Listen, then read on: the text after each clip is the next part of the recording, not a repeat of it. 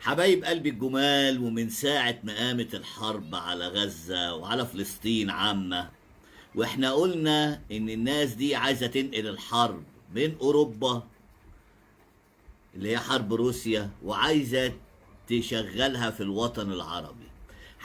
قعدوا يقولوا يعني ازاي ومش ازاي، ما يعرفوش ان في حاجة هناك في دول اوروبا ودول الدول اللي كانت مستعمرة العرب اسمها المليار الذهبي.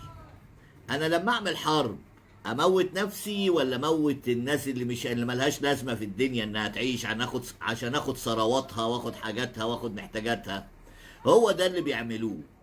فاحنا ربنا سبحانه وتعالى ما بيتعاندش، وهم مش فاهمين حاجه في الكون.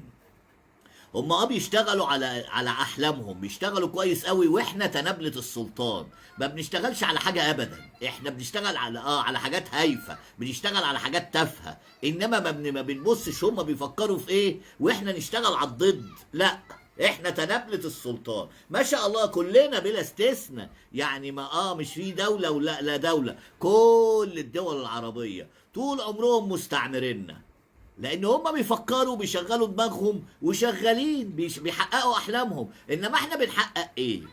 ما بنحققش حاجة ابدا. ما عندناش الا الاهمال والجري ورا النسوان ولا مؤاخذة الاكل واملى كرشك كمان وكمان. انما انك تفكر ان عدوك بيخطط لك لايه؟ ابدا.